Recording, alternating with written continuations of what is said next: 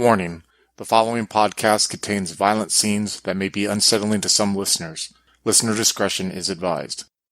In the cold winter of 1989, a Sabbat pack, who has suffered an immeasurable loss, is given an ultimatum. Go to the Twin Cities in Minnesota, investigate why a deeply embedded pack has stopped reporting back, or meet their final death. This is Vampire the Masquerade, Twin Cities by Night, Sorrow, a tale of loss and regret that follows the Sabbat pack known as the Nothing. Join us with Becca playing Linda, a Milcavian anti-tribute, Craig playing Jake, a Pander, Jordan playing Abigail, a Ravenos anti-tribute, Monica playing Jenny, a Shamizi, and Slavic playing Charlie, a Bruja anti-tribute, and Chris as the storyteller. If you'd like to contact us, you can find us on Twitter at twin_cities_BTM or on Facebook and Discord as Twin Cities by Night. We hope you enjoy.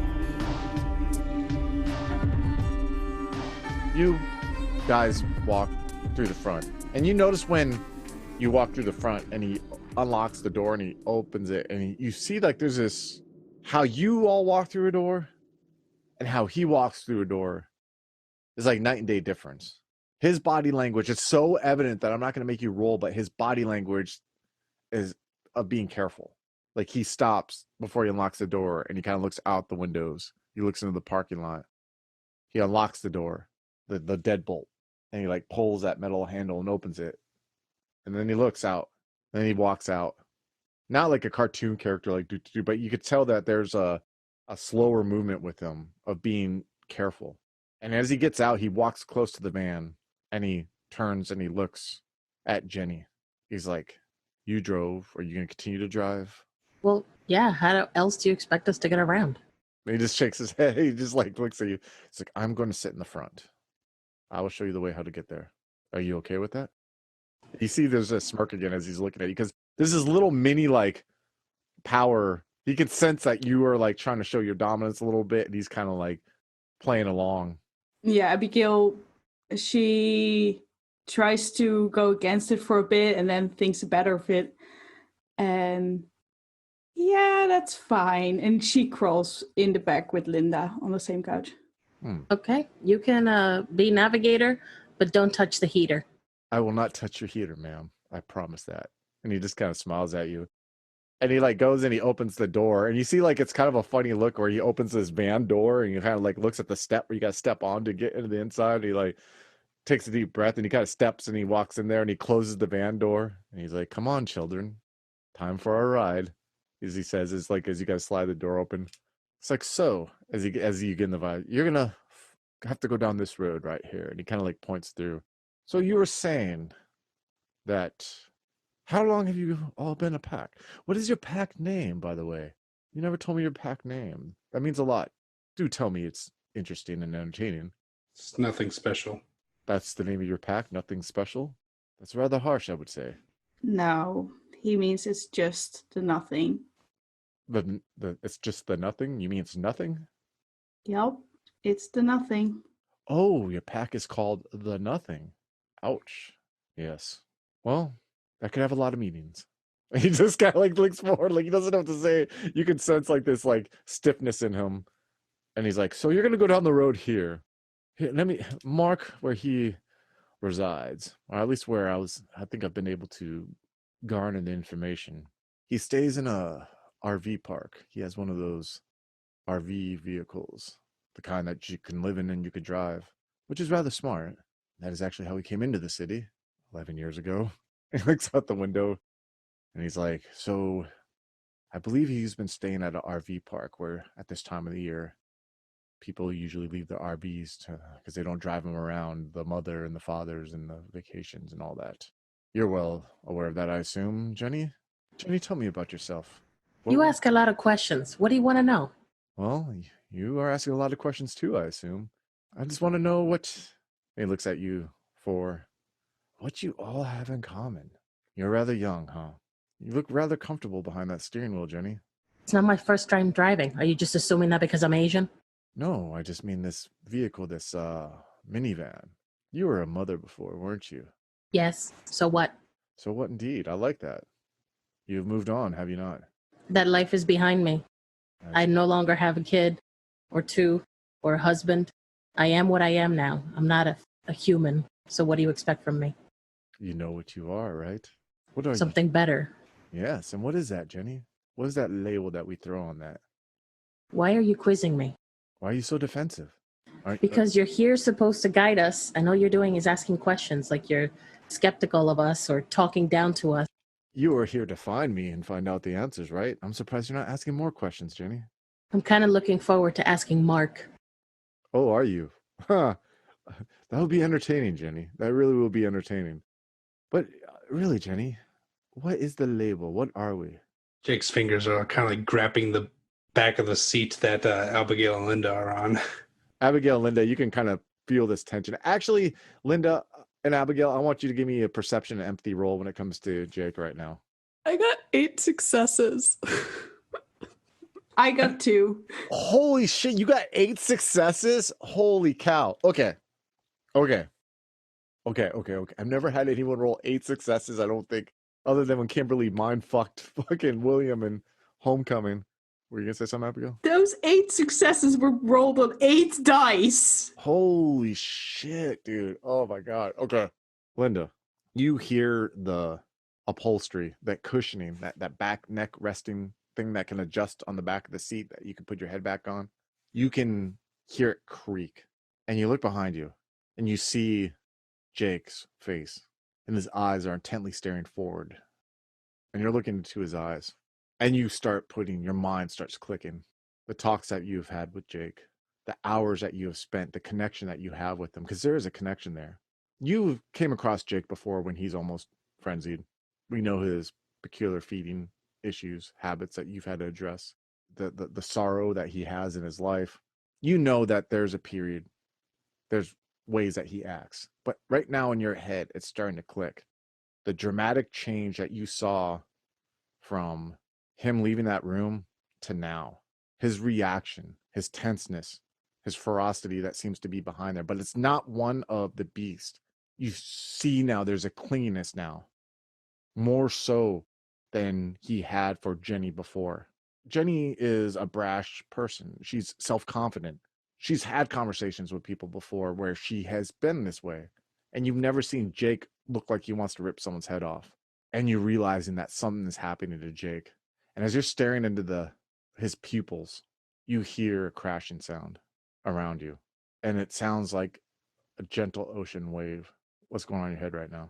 The first thought is now's not the time. Like, she was getting ready to turn, hold onto his hand, look him straight in the eyes, and use passion on him to blunt that feeling of anger. But now she's hearing the ocean and she hesitates. Maybe this is what needs to happen. Maybe he does need to really reach into those emotions. Oh no. I'm sorry, guys. So instead of blunting it, she's actually going to heighten those emotions. Okay, go ahead. And what do you need to roll for that? Let's go ahead and pull It's that a up. charisma plus empathy roll. It's difficulty, victim's humanity. Okay, what's victim? What's your humanity right now? Instead of a double check, it's a 6. Would my empathy, deep motivations go into this as well if I rolled a 10? I would say no right now. I apologize. But I can't see how, you know what I mean? Like, it's like, No worries. It's one of those things where I'm like, I don't know. So I figure I would ask. 2 successes, which for passion specifically, it looks like it'll affect him for an hour. so you're making his anger more elevated. When you hear those waves, you're elated, you said, because like you feel like, okay, this figure last night asked me, have you heard the ocean yet? And you haven't. You feel like a moment where you're like, I want to calm him down. And when you look into his irises and you pull out, you breathe out and you look at him and you feel yourself smiling and you feel like almost like your will being pushed out, almost like when you have a connection with someone, like it reminds you of when you had your practice and you would sit across from someone and you would have a breakthrough with them. You know, sometimes you'd have patients who wouldn't listen or who were like, don't want to listen. They just wanted to be there to vent. But then you really have the genuine patients who you knew were there, who wanted to take your advice and apply it and make themselves better. And you feel that right now, that connection that you felt, that sense of accomplishment. And when you feel that and you smile and you exhale, you see Jake's pupils dilate for a little bit. And then they go back to their normal form. And you know that you've been successful.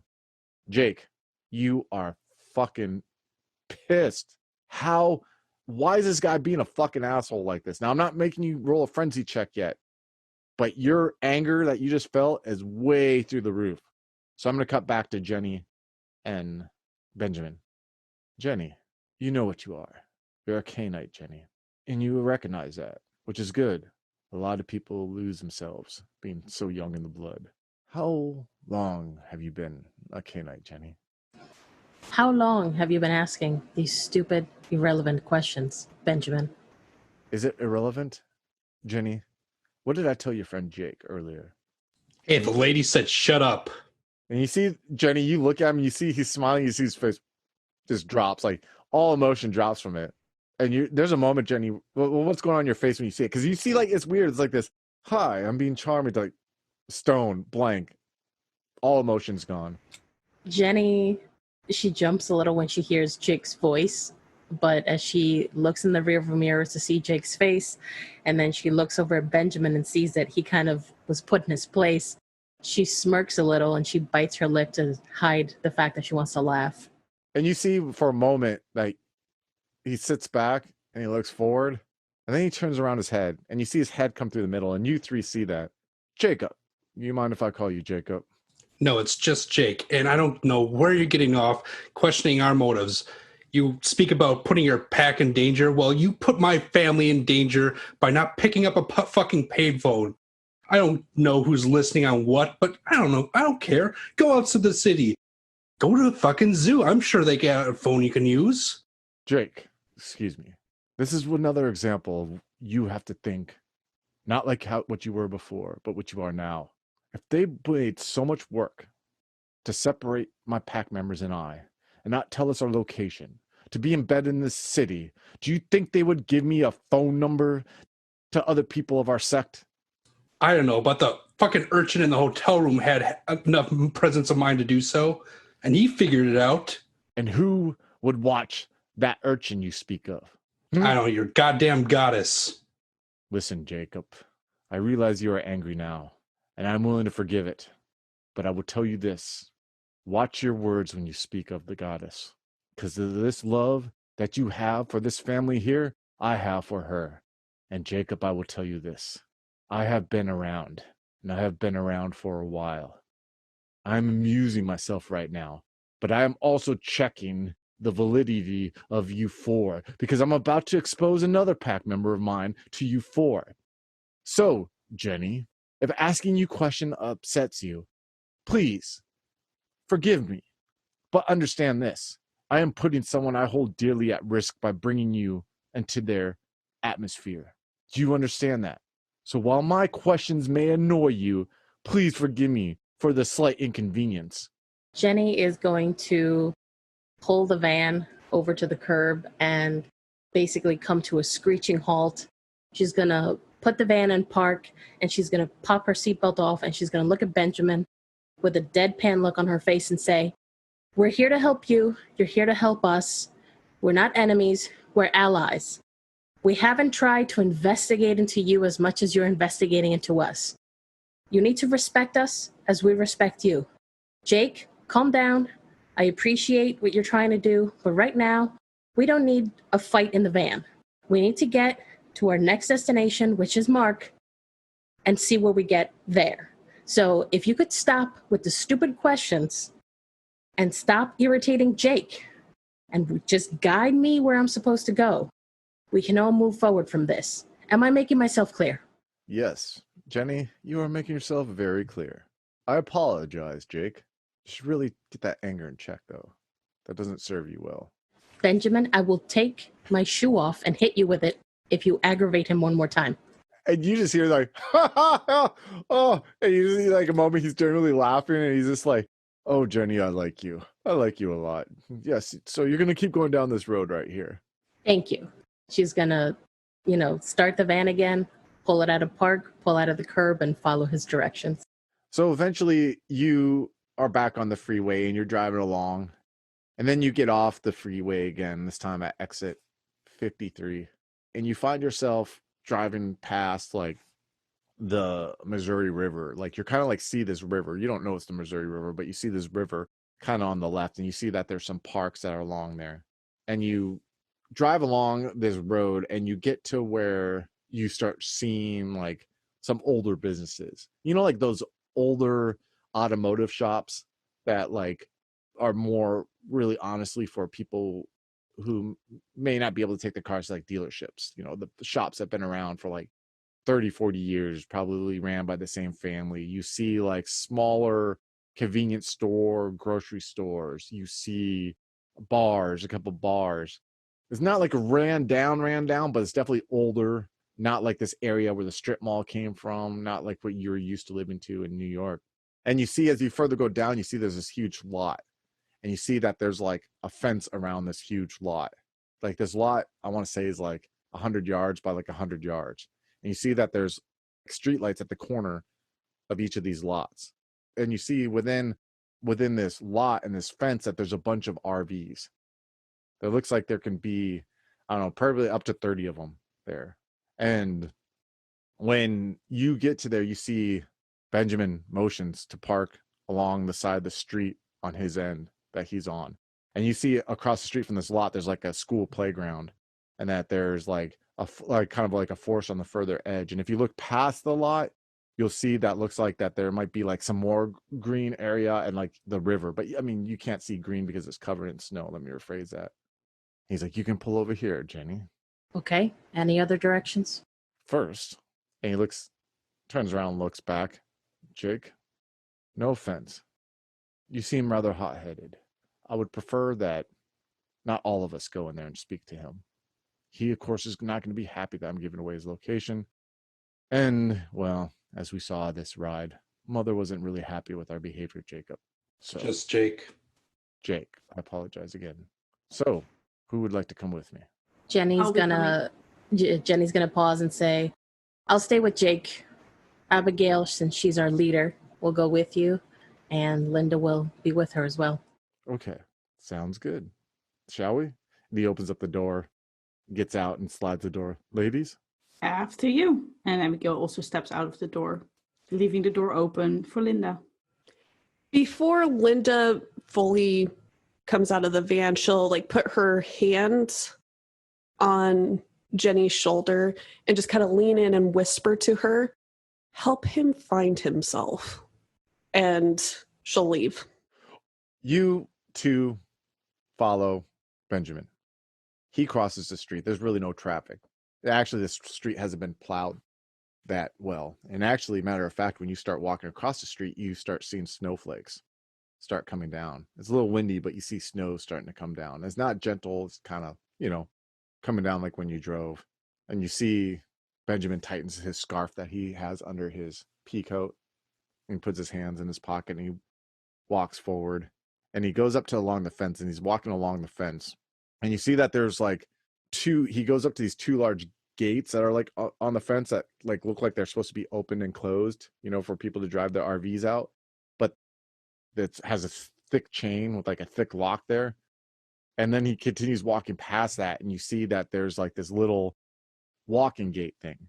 It has a knob on there, handle to turn and open it. But then it has like a padlock that with a padlock hinge that keeps this locked. And you see he walks up to it, and he looks at both of you, and he kind of winks, and he turns around and he grabs the padlock with his hand. And you just see him yank, and you see it pops open there. And he kind of like spins it, takes it out, drops it in the snow that's along the edge there. And he goes ahead and he pulls open the gate, and you hear it go, opens up. He's like, follow me, please. And two, please, don't make a ruckus. You seem rather calm, like your friend Jake over there. Abigail will straighten her jacket a little bit and nod her head. And he looks at you, Linda. He's like, you're an interesting one, aren't you? Linda will just give a big, bright smile. You need to teach some of that happiness to your pack mates in there. And he motions back to the vehicle, and he turns and he walks. You guys go through this area, and you realize that you are in where these large RVs are like parked in 3 rows. And where you're walking at the beginning of the first row. So there's a first row where the fronts are facing towards the street. And then there's like 5 feet behind that. And then there's like a second row, and then 5 feet behind that, and like a third. So enough to where people can like, or I'd say like not 5 feet, I'd say like 15 feet. So people can, back out and get their RVs out. But a lot of them are covered. They're all covered with like snow right now, because this is where people who don't have space in their yards to park them will park them, over the winter so they can use them in the summer. You see that it hasn't been shoveled in there, so you see like compact snow where it looks like there's been like footsteps of people who've walked in there over time throughout the winter. And you see though that like some of the footsteps are starting to fill up with snow as the snow is coming down. It's catching in your hair. You guys feel it catching in your hair, you too. He starts walking in front of the second row to the front of these different kind of RVs, and you can see that there's like 5 feet between the RVs. And he goes up to one, and you see that there's one where there's a curtain, like on the front window, how they have those curtains people can close when they're not using. And you see the curtains closed, but you see that there's a thin light coming out from there. And he turns and looks at you two, and he's like, well, let's see how Mark takes this. And you see that he walks up between two, and there's some steps that are down that lead up to like a door on there. And you see all the different windows are like closed with curtains. And you see him go up, and he's about to go knock on the door, and you see the door open, and you see a figure standing there. This figure is wearing tan Dickie chino pants. You see it looks like that he has like work boots on underneath, and he has a wife beater on. He's a Caucasian male. He's about 6'2", has very strong like Nordic looking features, has a handlebar mustache. He has hair that's kind of like has like some kind of product in it that's slicked back, but it kind of is longer, it goes down to here. You see that he has all these like prison tattoos on his arms. He has a big swastika that's on the side of his neck there. And he has like a Viking on the other side of his neck. He's very pale. And you see he has like these very deep like blue eyes, and he's like looking down. And he's like, Benjamin, what are you doing here? And you see Benjamin look up to him. He's like, Mark, desperate times and all. They've been sent here to find us. You see like this figure looks like really sharply at you two, looking down, and he looks around, and you see his eyes are kind of wide, and he looks at you two, he's like, get in here. And you see Mark go, and he looks at you two like you won a small victory, and he walks in, and he turns and waits for you two to follow in. Abigail will not hesitate and just follow in, making sure to look behind her if Linda is following her. At this point, Linda's basically right behind you. In her mind, she wants to make you feel comfortable and like in charge as much as possible.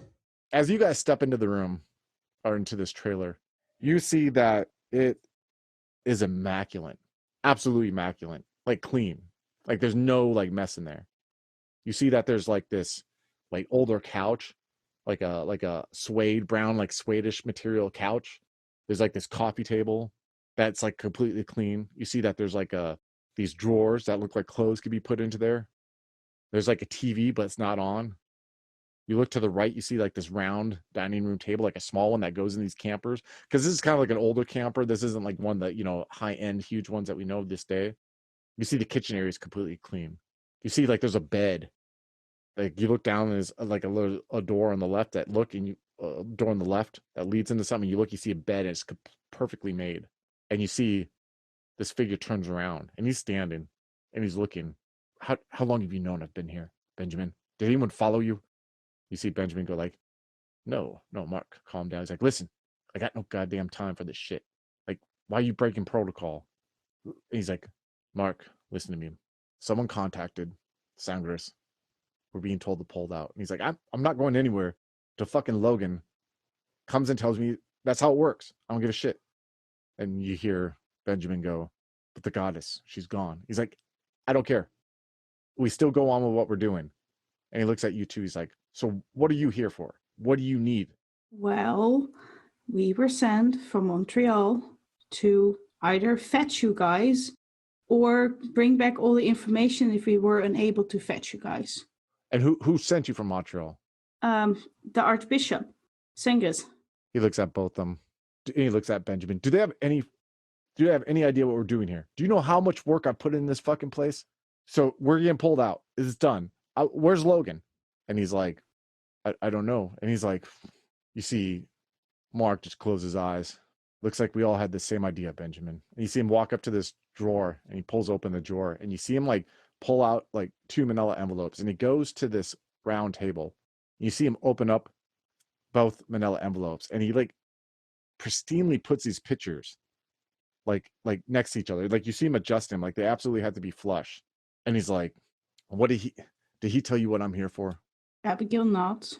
Okay, these are people that I brought over, and you see him motioning to there's 6 pictures there, and he's like, "This person," and he takes out another black and white picture, and he puts it down, and you see it's this Asian-looking guy walking a dog. He's like, "This is someone that I thought that I could get over to our side, but his sire ended up claiming him and didn't leave him on his own. But I think maybe we could still win him over. I don't know. I haven't made contact yet. But if we leave here, I'm not leaving Logan and Mallory here, Benjamin." And he's like, Benjamin, like, "I'm not asking you to, Mark. These people are willing to help us out." And he looks at you guys. He's like, "So if I give you the location, you're willing to help out?" Yes, that's what we're here for. The whole pack or the information of the pack. He just looks at you coldly. What are you guys thinking right now when you see this figure? Like, especially like with something like glaring like the swastika on his neck and and shit like that. Like what are you thinking, Abigail, right now? This is not a person that Abigail would normally associate with, but at this moment she has that pure business mindset. She is here because somebody asked her to do a thing, and she is going to do that thing.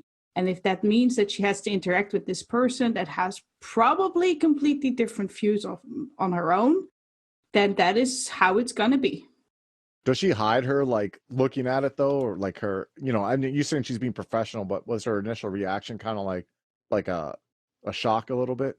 I think a little bit, but I don't know how well that was visible. She was mostly surprised that this guy opened the door because Benjamin is so well kept and stuff, and basically so clean. And then this guy who, when you don't come into his RV, just looks like a bit of a thug, steps out. That's completely different. Do you want to try to hide your reaction? Yes, I would really like to do that. Okay, let's go ahead and have you roll manipulation and subterfuge, please. Difficulty 6.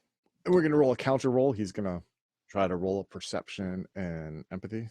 I don't really think you need to roll. Oh, yeah, you because botched. I botched. Oh, Jesus Christ. Well, that fits in the idea. So you, Linda, are seeing Abigail. She's just like staring at his neck, and you just see like she's trying to keep it together, but she's having a hard time. You see him, and he stops for a second. He looks at you. He looks at Benjamin, and he looks back at Abigail. You're hung up on this. Hey, somebody sent us because you didn't contact back. You're staring at this. And you see him put his finger out, and he goes to his drawer again, and you see him open the drawer. You see he has like this Bowie knife. He's like, "This bothers you, right?" You see him like take his skin, and he takes the Bowie knife, and he goes along his skin, and he takes this piece of flesh, and he has it in his hand, and he's like, "You realize we are above all this shit now, right? I am not this. This was me before. But with the gifts that we're given, I'm stuck with this for eternity. You understand that, right? You need to get in your head that you're more, or you're going to end up like all the others who don't fucking amount to it and who don't survive." I know, and I will. Just give me some time.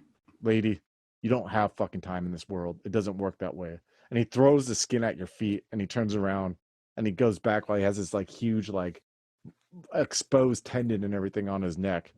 We're going to cut to Jenny and Jake. You guys are in the van. Jake, you're pissed. You're angry still. I mean, you don't know what you're angry at even at this moment, but you're still angry. Like enraging angry. Go ahead, scenes on you guys. Don't let him get under your skin like that. It's just not worth it. He's an asshole. Yeah, I thought I was gonna kill him. I don't know what it is, but it's weird. Ever since we got to the city, there's been all these feelings and like crazy emotions that are just, I don't know what it is. It's like this. It's like my heart is just out here, and it's like this big ocean that's just trying to fill it, and there's just not enough room, and things are just bursting out.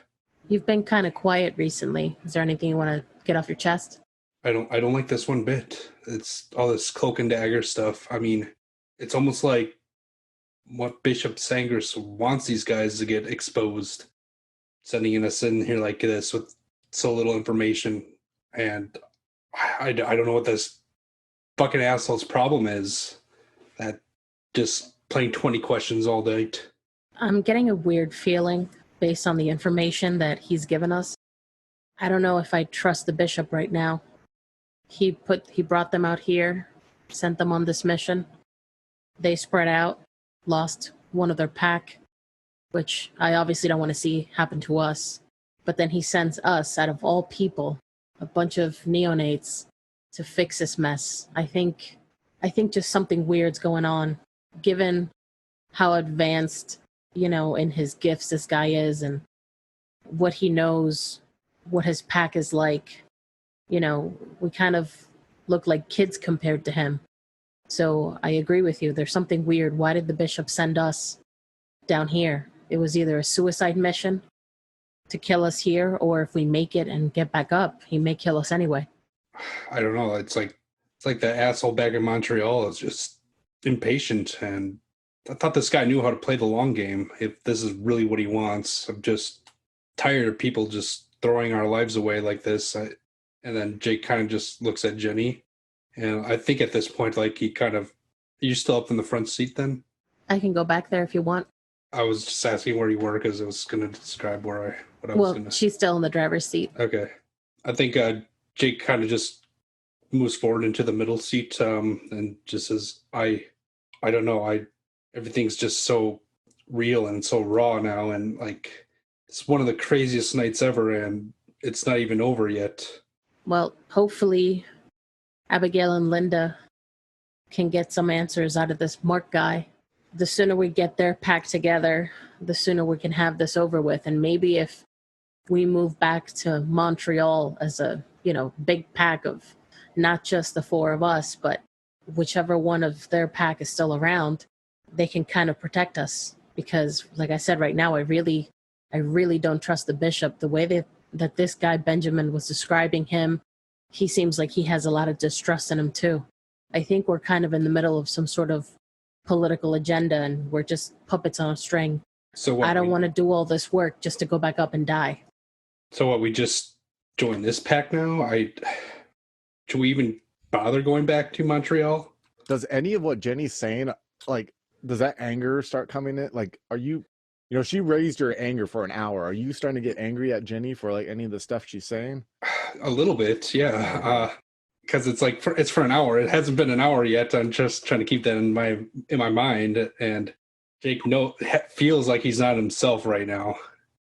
And like the fact that Jenny just brought up that they're just possibly some sort of political like fulcrum that other people are just playing teeter-totter with is like really getting to him.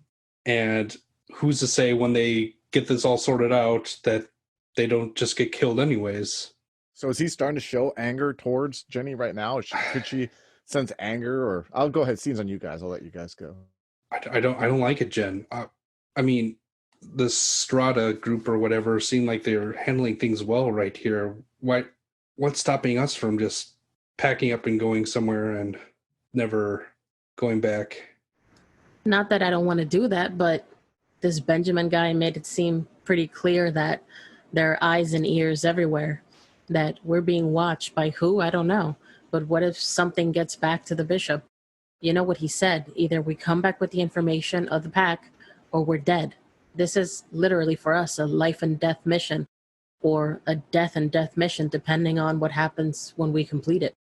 Right now, I feel comfortable telling you this. I don't want to upset Abigail, and I mean, I don't know if Linda would even agree or understand what I'm saying because she's in her own world, but I don't know what it is, but I feel very strongly that this Benjamin guy can clear up for us, at the very least, the people who sent us here, what they're really like. Because right now, the only people I trust are our pack, and for whatever reason, I really trust this Benjamin guy.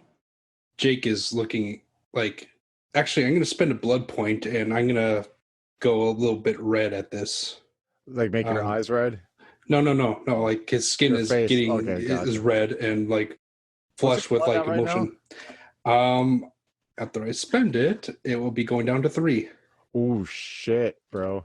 Jake, like, he's visibly angry because I don't think it's a secret at this moment that he doesn't care for Benjamin very much. And hearing that Jenny straight up included him in this little circle of trust that they got going on, it's not sitting well with him.